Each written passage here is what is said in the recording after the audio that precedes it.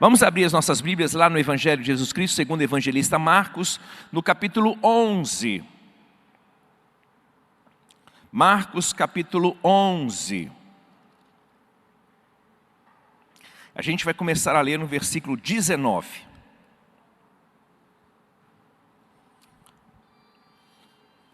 Era praxe de Jesus, queridos, ir até... Só para a gente começar a ler. Era praxe de Jesus ele ir à cidade principal de Israel, que era Jerusalém, ficar ali um tempo e depois sair. Ora, ele saía e caminhava mais ou menos 1 quilômetro até chegar ao Monte das Oliveiras. Quem já foi em Israel sabe que o Monte das Oliveiras fica exatamente na frente de Israel. Tá? Dá para você descer do Monte das Oliveiras e correr até Jerusalém. Talvez aí em 15 minutos você consegue descer do monte. É um monte bem baixinho, tá? Não sei quantos metros tem, mas é um montezinho, tá? O Monte das Oliveiras, bem baixinho mesmo, tá ok? É só atravessar uma avenida lá, você já está nos muros da cidade de Jerusalém. Então, ora ele saía talvez 1 quilômetrozinho e até o monte para orar, depois voltava para a cidade. Ora ele saía de Jerusalém e ia para outras cidades e ele corria por todas as regiões de Israel. Então vamos lá. Jesus acabara de sair de Jerusalém. Tá? Ele está saindo de Jerusalém. Então vamos lá, versículo 12. Vindo à tarde, Jesus e os discípulos saíram da cidade. Que cidade? Jerusalém. E passando eles pela manhã, viram uma figueira... versículo 12. Errei. Versículo 12, eu vou ler o 19 também. No dia seguinte, quando saíram da cidade de Betânia, que também é bem pertinho, Jesus teve fome. E vendo de longe uma figueira com folhas, foi ver se nela acharia alguma coisa. E aproximando-se Jesus daquela figueira, nada achou, a não ser folhas. Por quê? Porque não era tempo de figos. Então Jesus disse à figueira: nunca mais alguém coma dos seus frutos. E os discípulos ouviram isto. Agora sim, versículo 19. Em vindo à tarde, Jesus e seus discípulos saíram da cidade. E passando eles pela manhã, outra vez pelo mesmo lugar, viram que a figueira que Jesus amaldiçoara estava seca desde a raiz.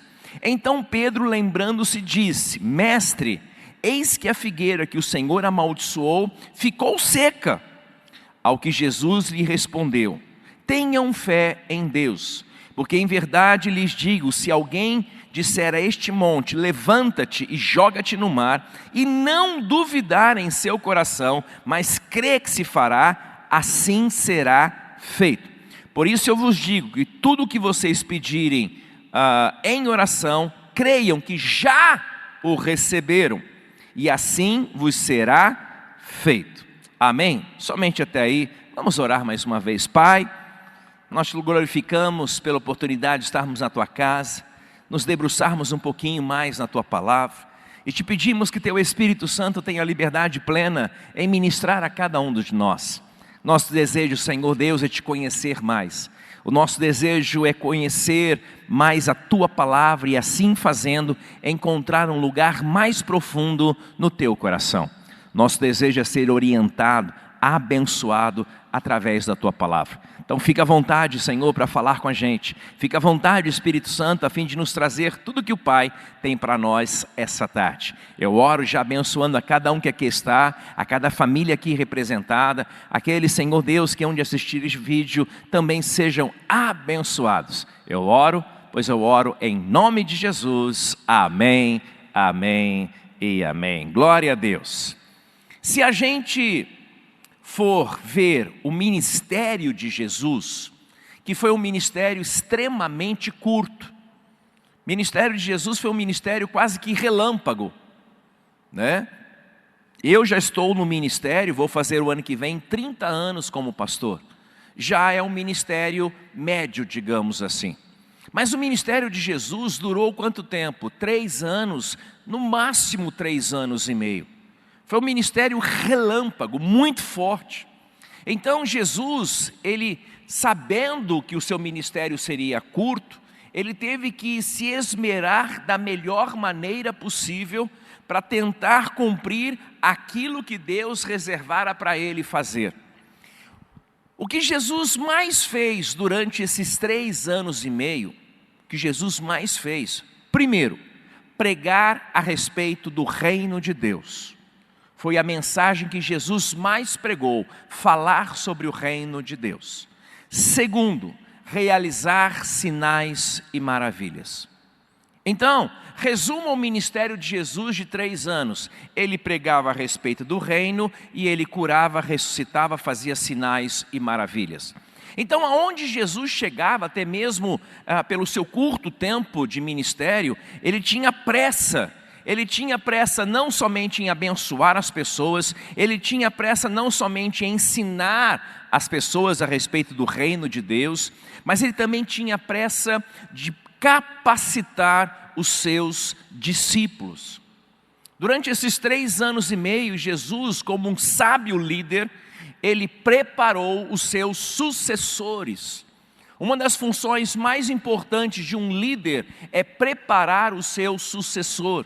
Uma das coisas mais importantes de um líder é saber que na falta dele, alguém vai continuar este trabalho.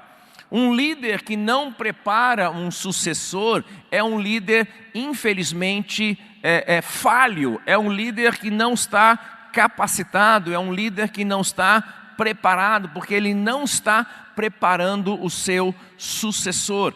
A gente vê Moisés preparando Josué, mas a gente vê Josué não preparando ninguém. E por Josué não ter preparado ninguém, a gente vai ver que o povo entrou num colapso. Tá? Entrou num momento onde cada um fazia o que queria, ia para onde queria, porque enquanto estava com Moisés, ok. Moisés preparou Josué, Josué fez um ministério show de bola, ok. Quando Josué termina o seu ministério, ele morre, vira um caos, não tem líder, não tem ninguém preparado. E aí começa aquilo que a gente conhece na história da Bíblia, o período dos juízes. Então, de tempo em tempo, alguém se levantava para administrar uma guerra ou para administrar algum problema, e logo depois ele voltava para o canto dele. Ninguém queria mandar, não tinha rei, não tinha líder, era uma bagunça. Mas enfim, então Jesus sabia que durante esses 3 anos e meio, ele deveria de treinar aqueles que estariam aqui na terra, continuando a mensagem de Jesus, pregando a mensagem de Jesus, ensinando a mensagem de Jesus e também realizando sinais e maravilhas. Então foram 3 anos e meio de curso intensivo para aqueles 12. Foram 3 anos e meio, sim, sabe, de lição, de manhã à tarde à noite. De manhã à tarde à noite eles vendo milagre, de manhã à tarde à noite orando, aprendendo com o mestre, porque eles dariam continuidade ao ministério de Jesus, como nós hoje somos chamados para dar continuidade a este ministério. Da mesma maneira que Jesus enviou os seus 12, Ele também nos envia hoje para cumprirmos o mesmo propósito. E eu estou vendo gente, que está na igreja há mais de 3 anos e meio, porque foi o tempo que Jesus trabalhou com seus apóstolos, tá ok?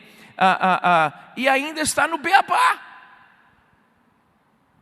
Quando Jesus morreu na cruz do Calvário, aqueles 12 já estavam aí preparadíssimos, treinadíssimos, fortalecidos na fé, em 3 anos e meio. Eu vejo algumas pessoas falam assim, eu sou crente recém-convertido. Falei, você aceitou Jesus quando? Semana passada? Não, faz só 5 anos. Eu falei, tu já está velho, meu filho. Né?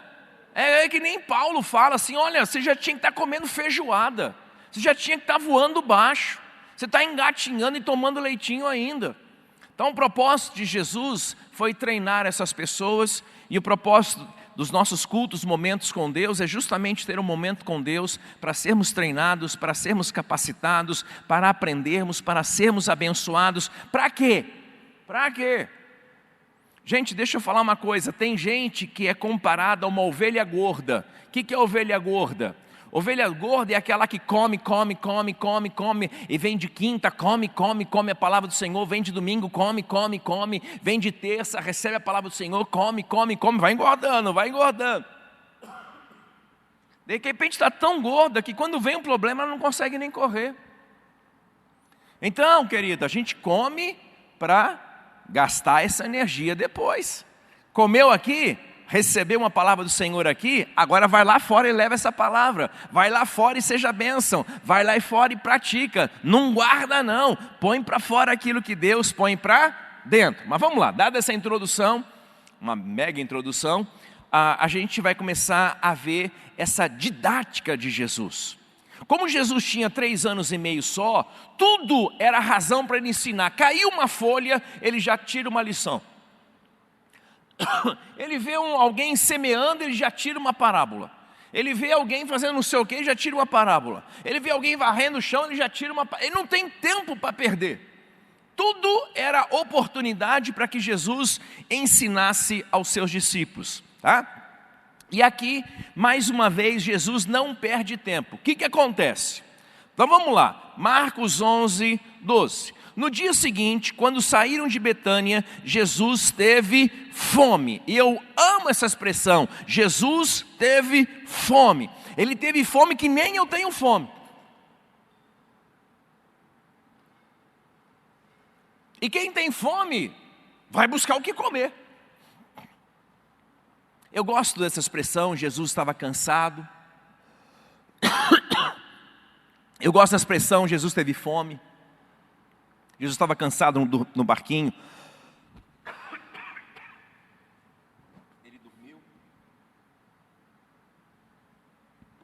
Jesus estava cansado e deitou no barquinho lá no meio da tempestade e dormiu. Jesus teve fome. Eu gosto de ver que Jesus era uma pessoa igual a mim, igual a nós, sujeito às mesmas paixões, às mesmas tentações, e tinha o mesmo poder que nós temos.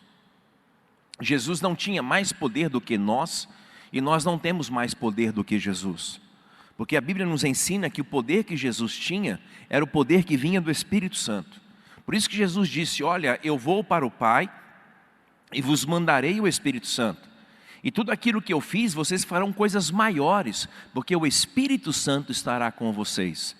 Então nós podemos fazer coisas maiores que Jesus fez. Nós podemos fazer uma manifestação de poder maior do que Jesus, porque essa foi a promessa que Ele fez. Vocês farão obras maiores do que eu. Bom, mas eu gosto de imaginar que Jesus era uma pessoa como eu. Sabe, em Hebreus diz que nós não temos um sumo sacerdote que não possa se compadecer de nós, mas um como nós, que foi tentado, que sofreu todas as coisas. Jesus foi tentado igual a mim, igual a você, mas Ele não caiu. Ele passou por todas as provações que eu e você passamos, mas Ele não caiu. E a Bíblia diz então, que é o nosso sumo sacerdote. Qual a função do sumo sacerdote? Interceder. Então Jesus intercede por nós junto ao Pai, dizendo assim: Pai, ele está passando um perrengue, e olha, eu sei que o que ele está passando é difícil a beça, porque eu já passei todas as coisas. Ó Senhor, ele está nessa tentação, e como é difícil vencer essa tentação. Alguém que se compadece de nós porque já viveu na pele. Dificilmente alguém se sensibiliza com alguém que está passando fome, se nunca passou fome. Pode até se sensibilizar. Não, toma lá R$10. Agora, quando você já passou fome, você sabe o que é passar fome, e alguém chega perto de você e fala assim: moço, moça, eu estou com fome. Isso já rasga o teu coração, porque você lembra aquilo que você viveu na pele. Quando eu vejo um casal, já falei isso aqui várias vezes, que não consegue ter filho, meu coração já rasga, porque eu passei isso. Eu sei o que é perder, através de abortos espontâneos, vários bebês. Eu sei quanto dói. E quando eu encontro alguém, olha, fulano de tal abortou. Eu vi uma menina aí que tem vários seguidores na internet. Esqueci o nome dessa menina. Ela perdeu mais um bebê essa semana, ela estava chorando. Esqueci o nome dessa menina. Tá? Eu, quando vi o post dela ali, ela chorando, o meu coração rasgou. Claro que qualquer um pode chorar com uma mãe que perdeu um bebê, Mas quem já perdeu, chora mais. Quem já vivenciou essa dor, chora mais. E a Bíblia fala que Jesus já vivenciou todas as dores. Mas enfim, vamos voltar aqui para o texto. Jesus teve fome. E como é que Jesus resolve esse problema de fome? Ele não poderia ter orado e chegado para Deus e dizer: Senhor, estou fazendo a sua obra lá na cidade, estou saindo da cidade, não tenho R$1 no bolso, estou querendo comer alguma coisa e eu não tenho nada. Por favor, Senhor, faça como seus anjos fizeram lá com Elias, manda carne, manda pão para mim, manda uma botija de água, através de corvos ou através de anjos. Jesus não poderia ter orado assim? Ele não poderia ter orado dessa maneira? Não é o que nós fazemos quando estamos com uma necessidade? Apresentar as nossas necessidades para o Senhor, é exatamente isso que a Bíblia nos ensina. Quando você tiver uma necessidade, você apresente ao Senhor. Tiago diz assim: olha, vocês não receberam porque vocês não apresentaram, vocês não pediram. Peça com fé. Agora, perceba que nessa circunstância, Jesus não orou. O diabo mesmo tentou Jesus ali na tentação, dizendo: olha, você não está com fome? Transforma as pedras em pães. E Jesus não transformou. Jesus estava saindo da cidade, roncando a barriga, morrendo de fome. Ele poderia ter orado: Senhor, manda um anjo para cá, manda aqui um animal para mim, como outros animais foram mandados para suprir a fome. Senhor, faz com que as cordonizes apareçam, que nem apareceu lá no deserto para o povo de Israel. Lembra? Faz chover maná, Senhor, eu quero maná. O Senhor abençoou os outros com maná, lá no deserto, manda maná. Ele poderia ter orado assim, mas eu creio que ele queria ensinar uma lição para os seus discípulos. Volto a dizer, toda oportunidade, toda circunstância era oportunidade de ensinar uma lição. E aqui a gente tem a primeira lição. Aquilo que você pode fazer, Deus não vai fazer de jeito nenhum. Não queira que Deus faça aquilo que você pode fazer. Agora, aquilo que você não pode fazer, não ouse a fazer, e entrega nas mãos do Senhor, que Ele tudo fará. Agora, aquilo que você pode, querido, não precisa nem gastar tempo orando. Aquilo que você pode resolver, não precisa nem gastar tempo orando. Não precisa. Se você está com um problema, aonde você tem condições, onde você tem força, sabedoria, dinheiro, recurso para resolver, então quem tem que resolver é você. Deus não criou filho preguiçoso. Deus não criou filho que não trabalha. Jesus disse: meu pai trabalha até hoje. Ou seja, aquilo que a gente pode fazer, Deus não fará. Às vezes a gente está orando para Deus fazer alguma coisa, e a resposta de Deus é simples: faz você. Já contei essa história aqui algumas vezes. Existia um grupo de irmãs numa determinada igreja, um ciclo de oração ali na igreja, e as irmãs estavam orando pela salvação do senhor João, José, qualquer nome. Tá? Ah, Senhor, salva o João, salva o José, salva, Senhor, aquele homem, livra ele de toda malignidade, Senhor, manda o teu anjo ali para visitá-lo. E o pastor passou perto delas. O pastor ficou feliz que elas estavam orando, né? Glória a Deus, elas estão orando, elas estão clamando ao Senhor. Mas o pastor falou assim: irmãs, por que vocês não se levantam e vão até a casa dele e vão falar de Jesus para ele? Vocês estão pedindo para Deus mandar um anjo lá? Vai vocês.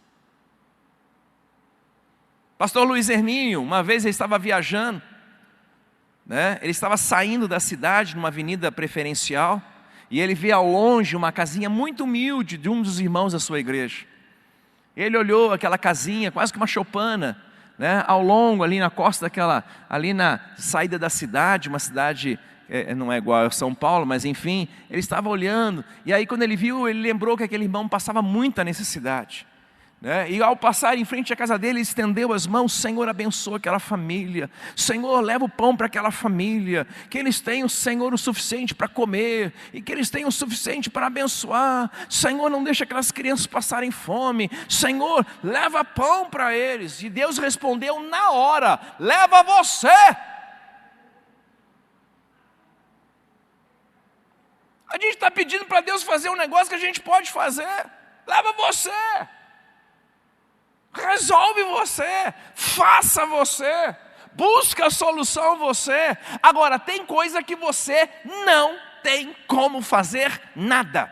Você não tem força, sabedoria, você não tem capacidade para resolver. Então, querido, é a grande oportunidade de você confiar em Deus, que Ele tudo fará. Mas vamos aprender com a diferença daquilo que a gente pode fazer e daquilo que a gente não pode fazer. Primeira lição que Jesus ensina para os seus discípulos: está com fome, vai trabalhar. Está com fome, vai buscar alimento.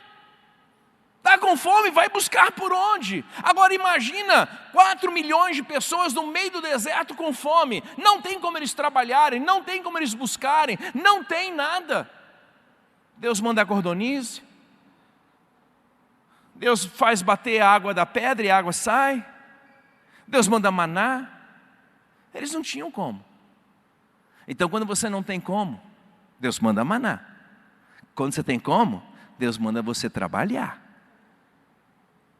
E Jesus, tendo fome, podendo resolver o seu problema, ele começa já que eu não tenho grana para comprar alguma coisa, tá ok? Não tenho dinheiro para comprar alguma coisa, e Judas era o tesoureiro, né? Acho que Judas: Jesus, não tem grana dessa vez não sei se já tinha roubado ou não, porque ele era ladrão.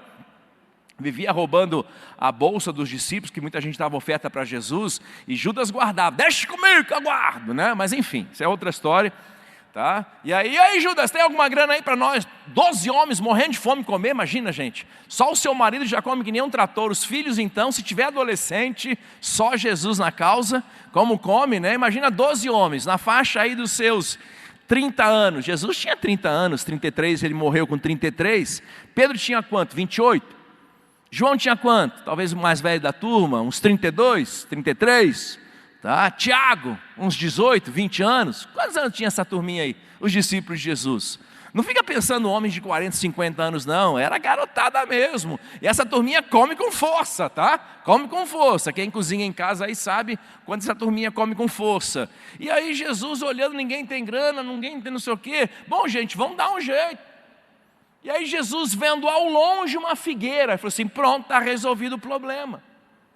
Vamos comer esses frutos.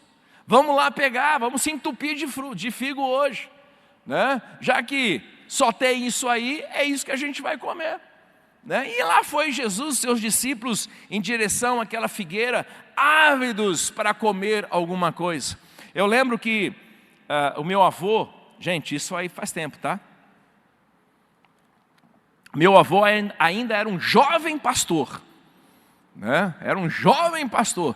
Meu avô morreu já há mais ou menos 30 anos atrás, tá ok? E já tinha deixado o ministério há uns 10, ou seja, 40 anos atrás ele encerrou o ministério. Então vamos colocar uns 60 anos atrás, então é chão, tá ok? Meu avô estava com a igreja dele fazendo uma excursão, fazendo um acampamento, sei lá o que foi, e era uma igreja menor, né? Ele estava dentro de um ônibus e aquele ônibus quebrou lá no Rio de Janeiro, num lugar totalmente ermo, deserto, não tinha celular, não tinha nada, gente. E aquele ônibus quebrou tipo assim, 10 horas da noite, não tinha como pedir resgate, num lugar ermo, numa picadinha de estrada sem terra, sem asfalto. Aquele ônibus quebrou, mulheres com fome, crianças com fome, todo mundo nervoso, com fome. E pessoal, queremos comer, pastor, ele está com fome. Aí alguém falou assim: ó, eu vou a pé buscar resgate, mas só amanhã, só quando raiar o dia eu vou conseguir um mecânico. E a gente vai dormir aonde? A gente vai comer o quê? Naquela dificuldade, meu avô chamou um grupo de irmãos e disse: vamos procurar comida. Vamos procurar comida. E eles saíram atrás de comida. Tá? E de repente, não muito longe, acharam uma goiabeira impregnada de goiaba. Lotada de goiaba. As goiabas caindo no chão, apodrecendo no chão. Eles disseram, é aqui mesmo.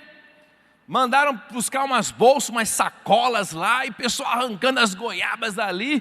Tá? E só que, quando eles foram chegando perto, alguém colocou luz ali perto, ou acenderam a luz do ônibus, e quando olharam, dentro de cada goiaba tinha pelo menos uns 20 bichos. O famoso bigato. Você abre a goiaba assim, parece que ela está se mexendo assim, ó. E aí o irmão disse, pastor, a mulherada não vai comer esse troço, eu também não vou comer não. Meu avô disse, vai comer sim. Não, elas não vão comer esse negócio não. A hora que elas verem esse negócio, elas não vão comer. Meu avô, é proteína. Como que você vai fazer elas comerem? Apaga a luz. Apaga a luz, chama as irmãs para fora do ônibus e fala, tem goiaba de monte. Gente, elas comeram felizes. Comeram goiaba até não aguentar mais. Bom, mas enfim, fica aí a história das goiabas, né? Se você quiser comer goiaba, não está conseguindo ter um bichinho ou outro ali, olhando para você, apaga a luz e manda bala. Bom, estou brincando, tá? Não come não. Tá? Mas apesar que é proteína, minha mãe dizia, faz bem para os olhos, come, faz bem para os olhos. Né? Minha mãe dizia que tomate deixava a gente mais coradinho. Come bastante tomate que você fica mais coradinho. Eu acreditava nessas besteiras, né? Mas enfim. Bom, vamos voltar para Jesus aqui. Jesus então, estou com fome, vamos achar alguma coisa. Acharam uma figueira. E Jesus, agora eu vou resolver o meu problema da maneira que eu posso resolver, que é comendo. Mas quando ele chega naquela figueira, não há nenhum fruto.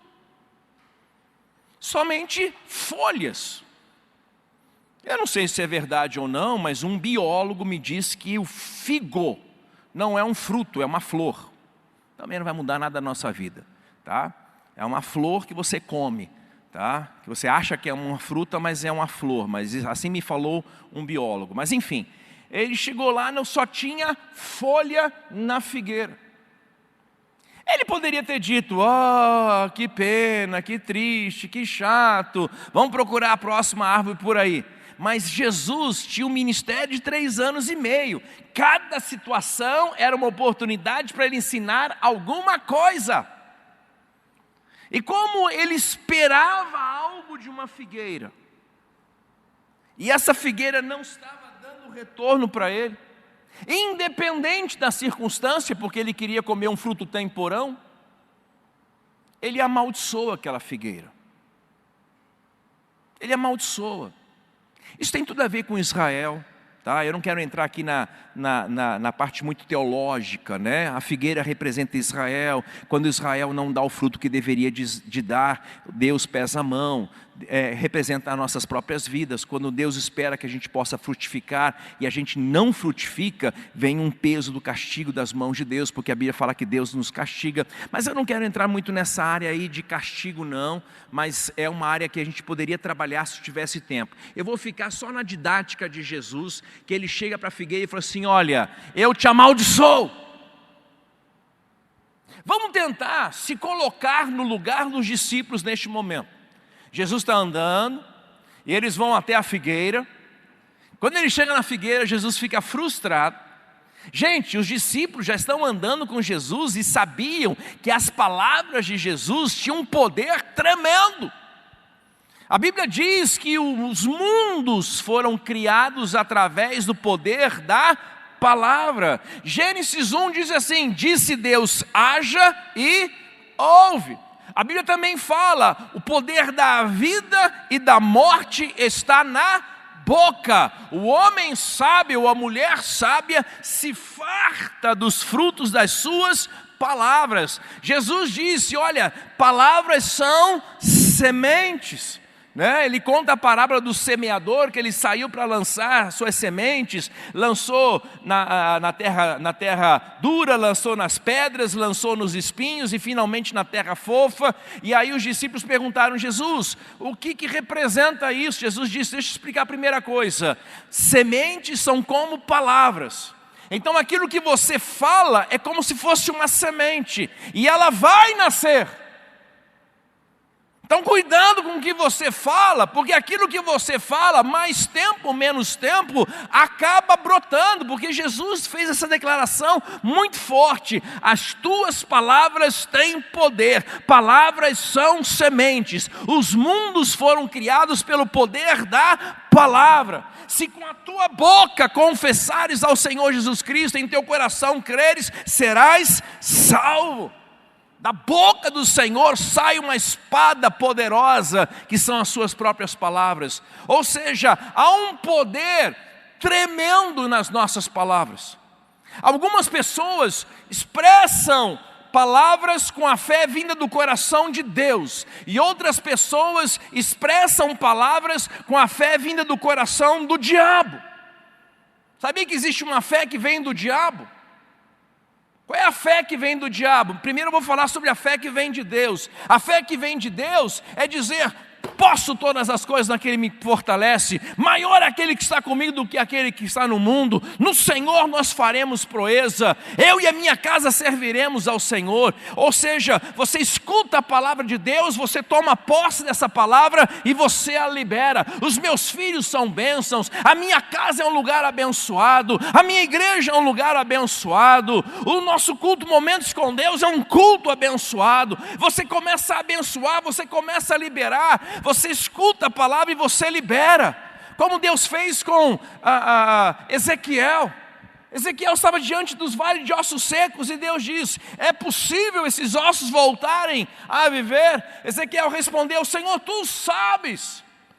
E aí Deus começa a ensinar a Ezequiel no vale de ossos secos. Ele diz: fala o que eu te mandar.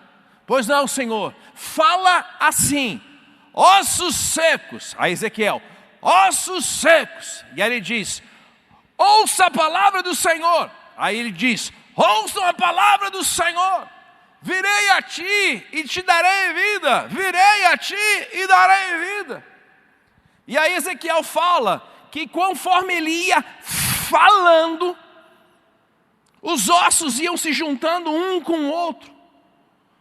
E eles iam se juntando, formando ali pequenas caveirinhas, digamos assim. Eram vários ossos remexidos, jogados em tudo quanto é lugar. Mas enquanto ele estava falando, os ossos começaram a juntar osso com osso. O osso do pé começa a encontrar o osso, eu nem sei como é que chama isso aqui, é o fêmur, o tíbia. Esse aqui é o fêmur? Então esse aqui? Tíbia. Então, tíbia. Perônio. Tá. Então, a tíbia encontrou o perônio, o perônio encontrou, sei lá mais o que, não sei o que encontrou. Eu fico imaginando encontrar esse ossinho do gogó, que diz que é o menor ossinho que a gente tem no corpo humano, né? Aquele ossinho rolando até encontrar esse aqui, meu cadáverzinho. Mas perceba, conforme nós falamos, as coisas acontecem. Assim está escrito na Bíblia: disse Deus, haja e ouve. Agora existe a fé que vem do coração do inferno. É aquela fé que diz assim: não vai dar certo, não vai funcionar. Olha, eu tenho certeza, eu tenho uma fé inabalável de que vai dar tudo errado. Você já viu gente assim? Eu tenho uma certeza inabalável que eu nunca vou ser curado. Eu tenho uma certeza inabalável que meu lar está destruído. Eu tenho uma certeza inabalável que nunca o meu filho vai ser liberto das drogas. Tem gente que tem uma fé extraordinária, só que é uma fé vinda do inferno. Não é uma fé vinda da palavra de Deus, não é uma fé vinda do céu, é uma fé vinda do inferno. Eu tenho certeza que vai dar errado. Eu tenho certeza que eu não vou vencer esse negócio. Eu tenho certeza que isso não vai dar certo. Eu tenho certeza que eu vou montar uma empresa e eu vou falir. Gente, olha, é gente com uma fé inabalável. Já viu gente assim? Tem gente que fala assim: não, pastor, vai dar tudo errado. Está aqui no meu coração, tenho certeza disso.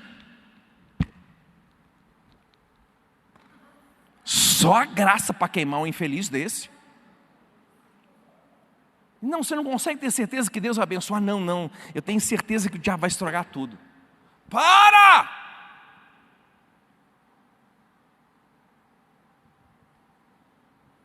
Devemos confessar aquilo que Deus diz.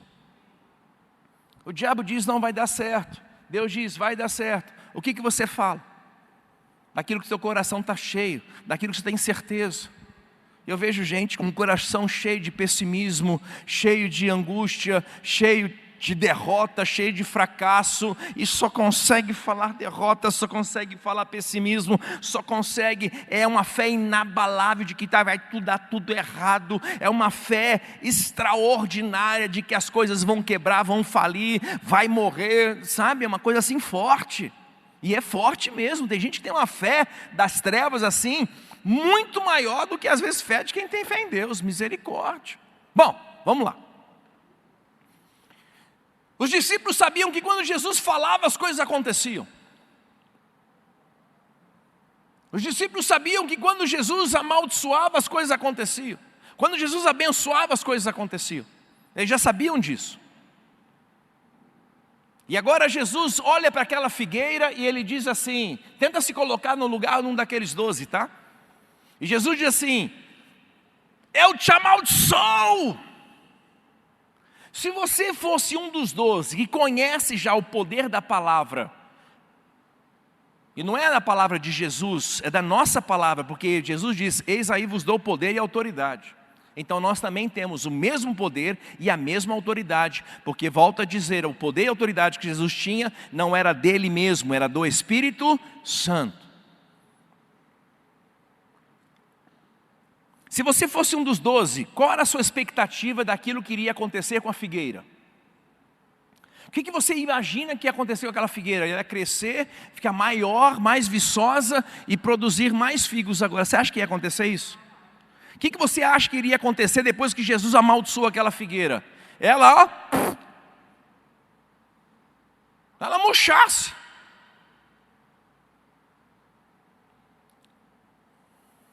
Sabe qual foi o problema? É que Jesus disse, nunca mais alguém coma fruto de ti, eu te amaldiçoo. Sabe o que aconteceu com a figueira? Ela morreu. Só que assim, gente, se você tirar um botão de rosas de uma roseira e colocar num solitário, saiba que aquele botão já morreu. Mas ele não murcha na hora. Você põe na aguinha. Mas já está morto. Se você pegar aí, como algumas pessoas fazem, cortar um pinheiro de Natal e colocar na sua casa, durante um bom tempo ele vai ficar bonitão, mesmo já morto, mesmo já cortado. Ele vai ficar bonito.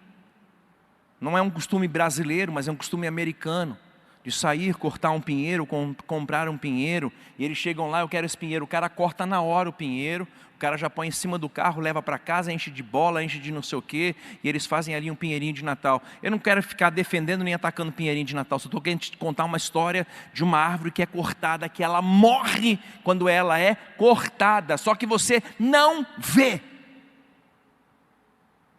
Quando você recebe um maço de flores, é um maço de flores morto.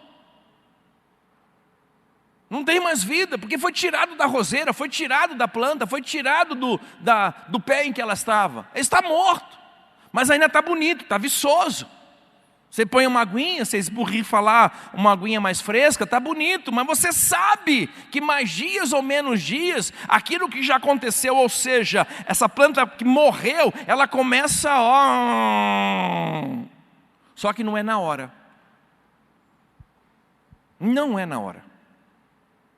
Quando Jesus amaldiçoou aquela figueira, eles imaginavam, quer dizer, eu imagino que eles imaginavam, porque não está escrito na Bíblia, mas eu me permito imaginar isso. Eu imagino que quando Jesus disse, eu te amaldiçoo, aquela figueira ia fazer assim, na hora.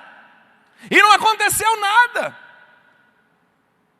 Eu acho que um olhou para a cara do outro e disse assim, não aconteceu nada, Jesus amaldiçoou e não aconteceu nada.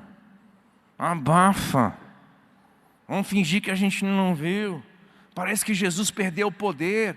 Ele liberou uma palavra e não aconteceu nada. Ele falou um negócio e não aconteceu nada. Ele liberou uma palavra e não aconteceu nada. Puxa, ele disse, Lázaro, sai para fora. E quando ele disse, Lázaro, viveu, Lázaro saiu. Mas agora ele disse, árvore morra, e a árvore não morreu.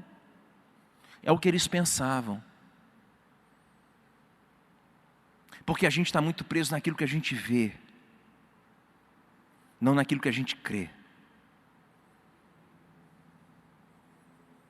Porque quando você disser, mesmo que você não veja, já está acontecendo.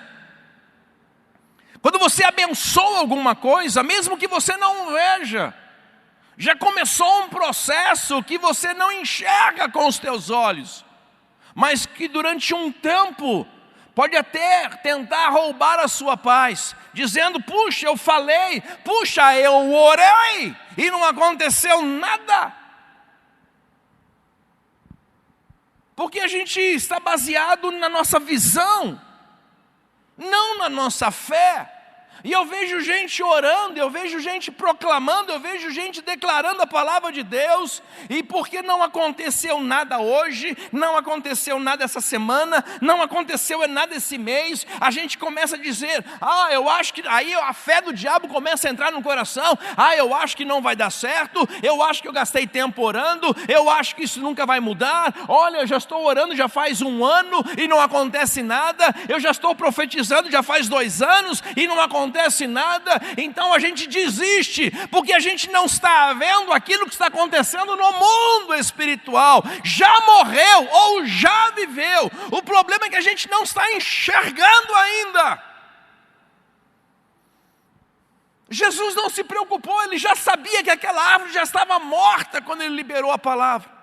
Mas os discípulos ficaram um cutucando o outro, não aconteceu nada, a gente orou, não aconteceu nada, Jesus falou, não aconteceu nada. Então começa a se questionar, será que vale a pena profetizar? Será que vale a pena orar? E Jesus quietinho na dele, ele é mestre. Tipo assim, daqui a pouco vocês aprendem, vocês são novos.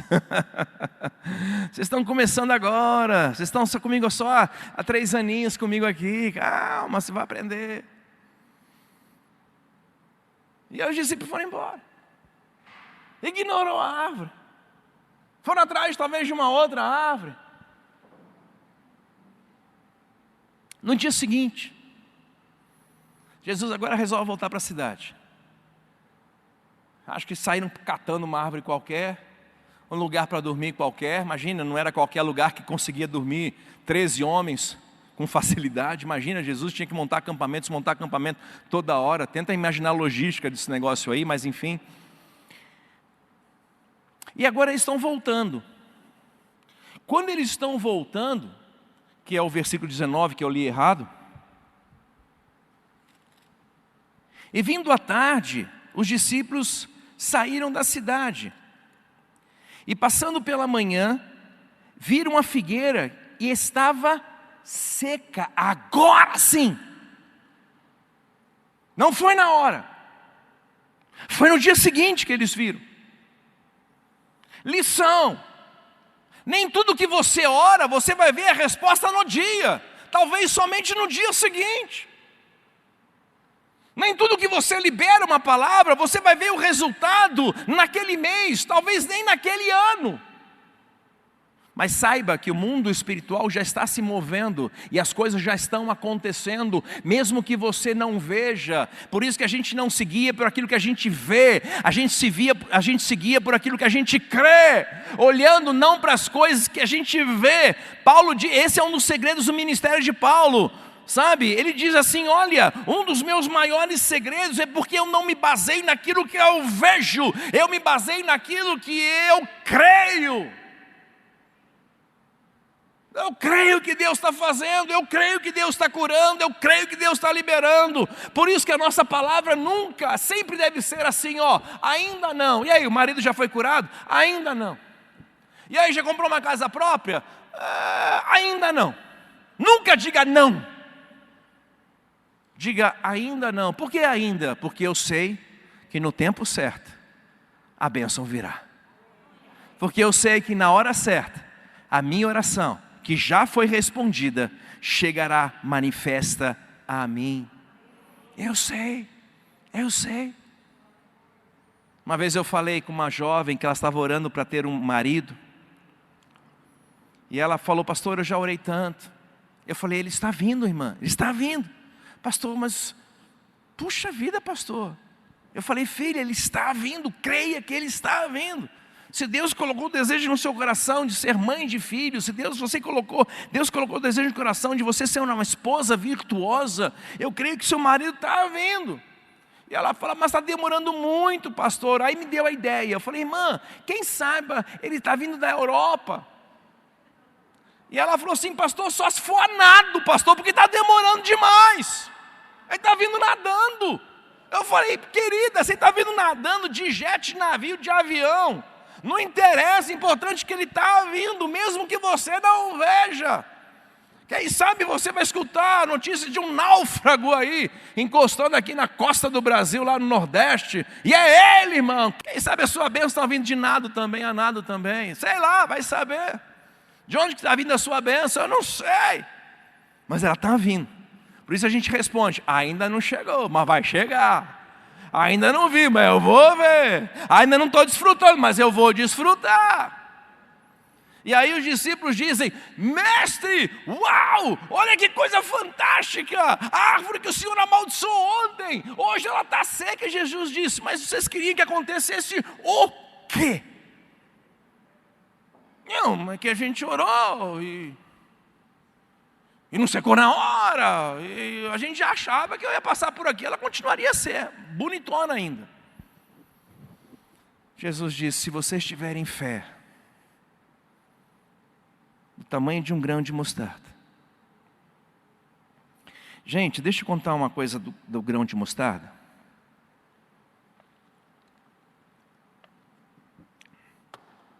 Vamos parar com esse papo que a gente tem que ter fé do tamanho de um grão de mostarda?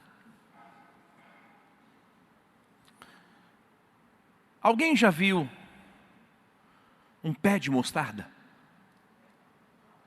Que a gente, quando não sabe o nome, a gente fala pé. Você não sei como é que chama um pé de maçã, a gente chama de falar. Você não sei o que se chama macieira, eu falo pé de maçã. Quando eu não sei o que é goiabeira, eu falo pé de goiaba. Como eu não sei o nome desse negócio, eu vou dizer pé de mostarda, é uma mostardeira, eu não sei como é que chama. Então a gente fala pé de mostarda, que a gente escapa, a língua portuguesa é linda. É um pé de mostarda. Gente, deixa eu contar uma coisa para você. A mostarda não é árvore. A mostarda é arbusto. Você nunca vai ver uma árvore de mostarda, você vai ver um arbusto. O arbusto pode chegar até 2 metros, até mais.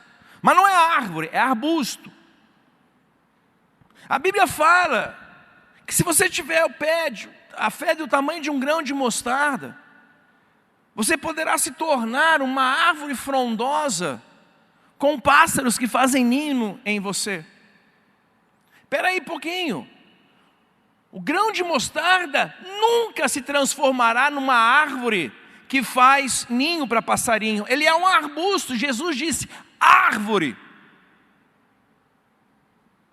O que significa isso?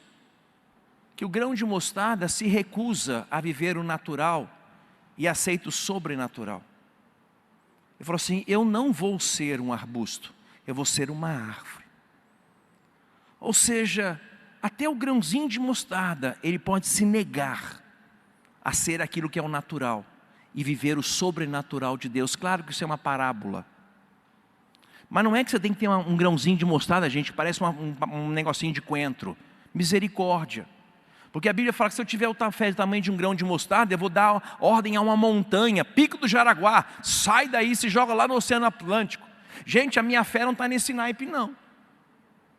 Se a minha fé não está no naipe de dizer, Pico do Jaraguá, sai daí, se joga lá no oceano, então, se a minha fé, do tamanho de um grão de mostarda, é capaz de fazer isso, e a minha fé não é, qual é o tamanho da minha fé? Aí eu vou ter que fazer terapia. Terapia gospel. Não é isso que o texto está dizendo. Não, a tua fé é 10 vezes menor do que um grão de mostarda. Porque se fosse o tamanho de um grão de mostarda, você arrancava o Pico de Jaraguá de onde ele está. Gente, não é isso. É você viver o sobrenatural. É isso que Jesus está dizendo. É você, mesmo sendo alguém pequenininho, talvez insignificante, pode se transformar, não no que as pessoas dizem que você vai se transformar, mas você pode se transformar em algo grandioso, aonde os pássaros fazem ninho em você. Essa é a ideia do grão de mostarda. Então Jesus começa a dizer, gente, vocês têm que exercer fé. Fé. Crendo que aquilo que você diz vai acontecer. Agora, para encerrar, eu queria ter um gravadorzinho. E ter corrido atrás de você a semana inteira. Com esse gravadorzinho. E eu iria gravar tudo o que você falou essa semana. Eu ia gravar todas as suas conversas. Ia ser uma mosquinha com um gravador na mão.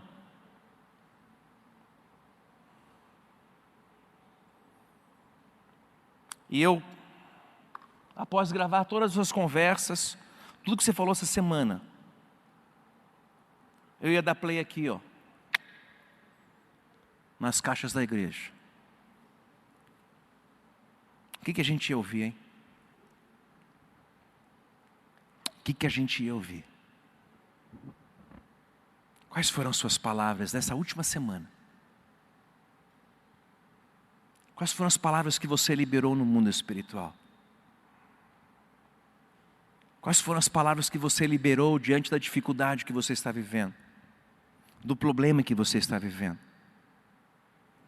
Quais foram as palavras que você liberou para o seu marido, para a sua esposa, para os seus filhos?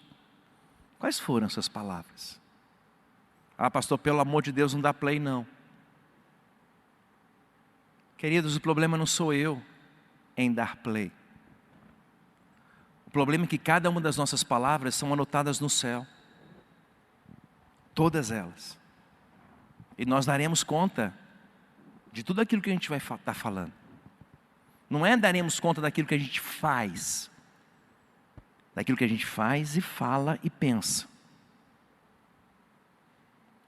Eu queria que você pensasse, será que você não está vivendo hoje uma colheita das suas palavras?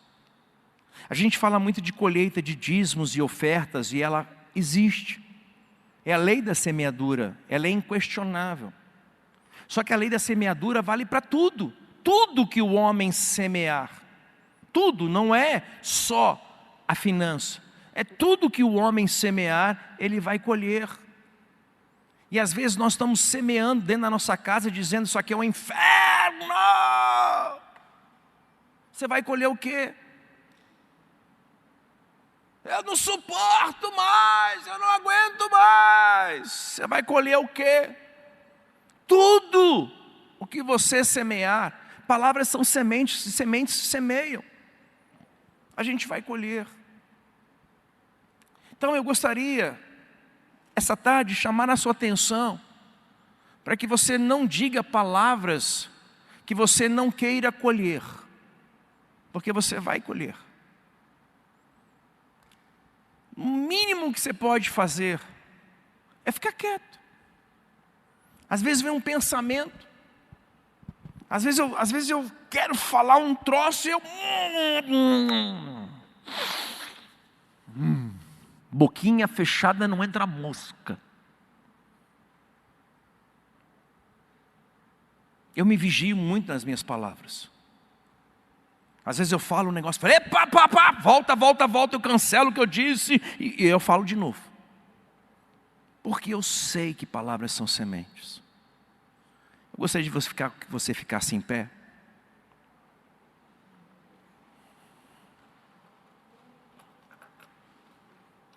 Eu gostaria de fazer uma proposta.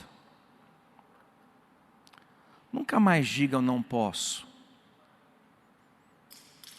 Porque essa convicção de que você não pode é uma convicção que vem do inferno. A palavra de Deus nos diz que você pode.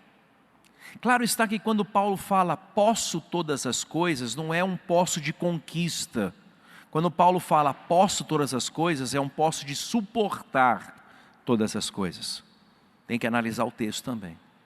Eu posso suportar essa situação, sim. E não somente posso suportá-la, mas como eu posso vencê-la.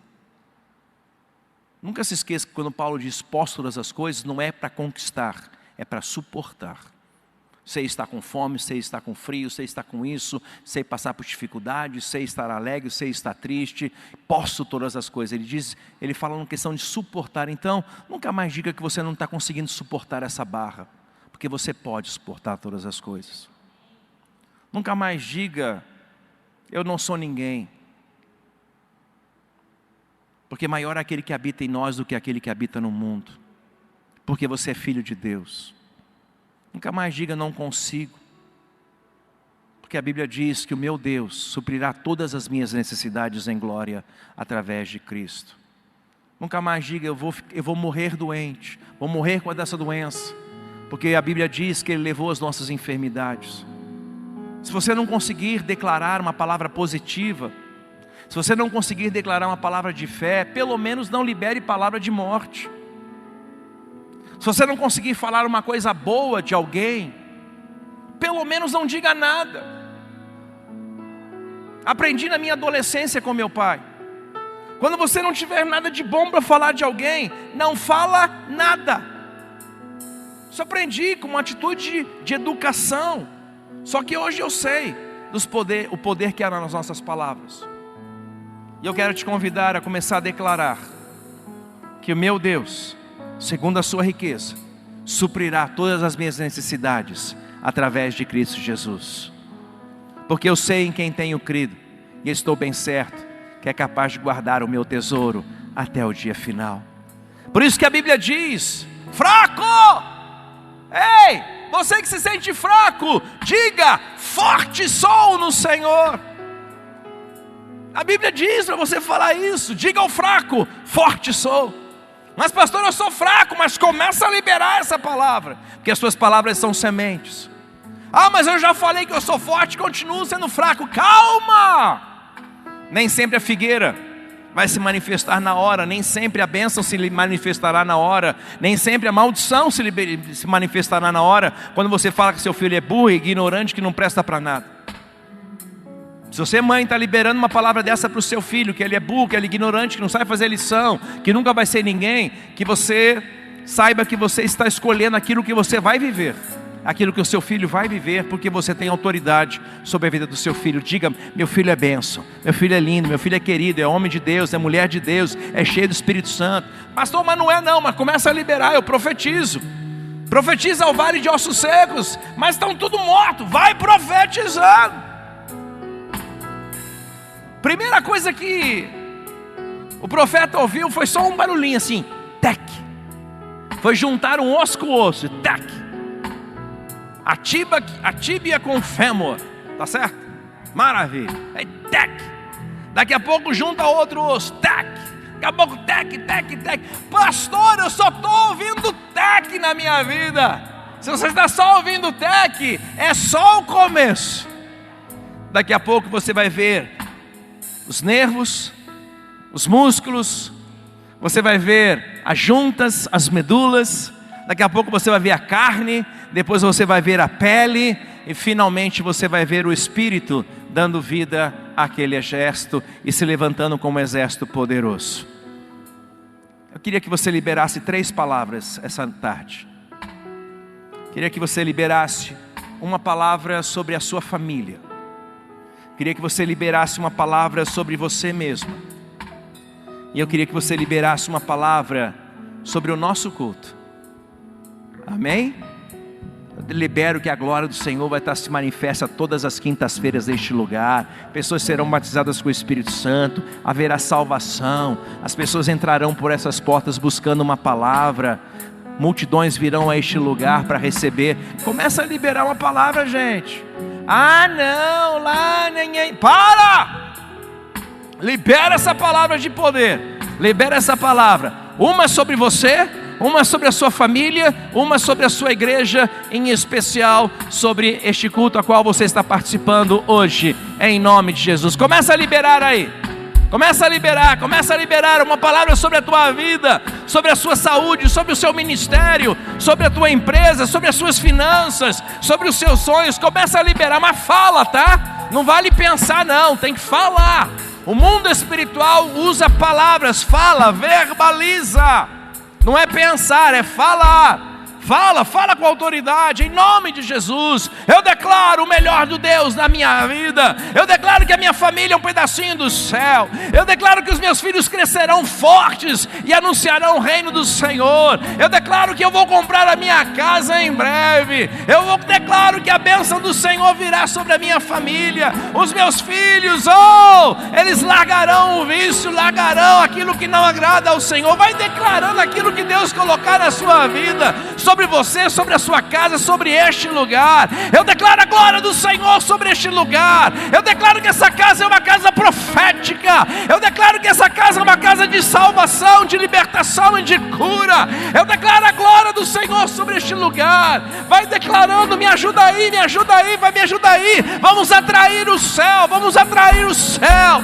E eu declaro sobre você um novo tempo. Eu declaro sobre a tua vida saúde e prosperidade. Eu declaro que a sua família é um lugar de adoração ao Senhor. Eu declaro que você e os seus filhos adorarão ao Senhor em espírito e em verdade. Eu declaro um novo relacionamento com o seu marido, com a sua esposa, um relacionamento de amor, de respeito, de honra. Eu declaro a paz do Senhor sobre a tua vida, em nome de Jesus. E eu vou declarar mais uma coisa: você vai perder 3 quilos em nome de Jesus. Se você quiser dizer amém, diga amém aí. Em breve você pode liberar coisas pequenas e coisas grandiosas. Vai recebendo em nome de Jesus. Pai, nós te louvamos, nós te glorificamos pela tua presença aqui essa tarde. Nós te louvamos porque a tua palavra ela é perfeita, a tua palavra é fiel e ela cumpre, Senhor, aquilo que te apraz. Receba o nosso louvor, receba a nossa adoração. Nós oramos gratos em nome de Jesus. Aplauda ao Senhor, vamos louvar ao Senhor.